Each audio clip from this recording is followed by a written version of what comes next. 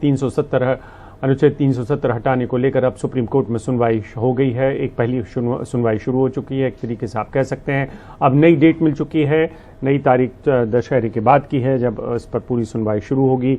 दरअसल 2019 में हटाए गए 370 को लेकर कई याचिकाएं सुप्रीम कोर्ट में अभी तक दाखिल की गई थी। इस मामले को 5 जजों के संविधान पीठ को भेजा गया था, लेकिन फरवरी 2020 के बाद मामले पर सुनवाई नहीं हो पाई थी। और जानकारी के लिए हमारे साथ आशीष भार्गव जुड़ रहे हैं। आशीष, बताएं कितनी सारी याचिकाएं थीं जो सूचीबद्ध की गई थीं, और ये जो संविधान की पीठ है इसके सामने क्या क्या याचिकाओं को सुनना है? जी देखिए, साफ तौर पर बहुत सारी याचिकाएं हैं, एग्जैक्ट नंबर अभी नहीं बता सकते, लेकिन बहुत सारी याचिकाएं बाद में भी दाखिल हुई हैं। उस समय करीब 15 याचिकाएं थी जिन पर ये सुनवाई चल रही थी, और काफी अहम है ऐसे मोड़ पर जहां पर कुछ राजनीतिक पार्टियों के नेता भी, कुछ MP MLA भी यहां पर पहुंचे हैं, और उन्होंने मांग की है कि 370 हटाने का जो फैसला है, विशेष दर्जा जो हटाया गया है उसको रद्द किया जाए और इसे गैर कानूनी असंवैधानिक करार दिया जाए। 370 के साथ साथ जो तीनों जम्मू कश्मीर से जो 3 हिस्से किए गए हैं, जम्मू कश्मीर का एक हिस्सा है, एक जम्मू का हिस्सा है, एक लद्दाख का हिस्सा है, उसको भी तीनों को अलग अलग करने को भी चुनौती दी गई है।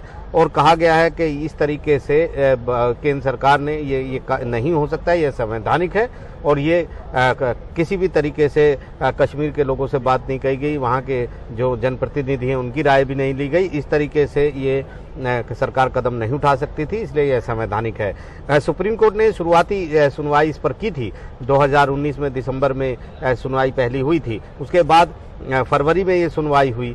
5 जजेस की बेंच को इसको भेज दिया गया, लेकिन कुछ लोग मांग कर रहे थे कि 7 जजों के बेंच को इसको भेजा जाए। मार्च 2020 में ये फैसला आया कि 5 जजों की बेंच ही इस मामले की संविधान पीठ सुनवाई करेगी और 7 जजों को भेजने की कोई जरूरत नहीं है।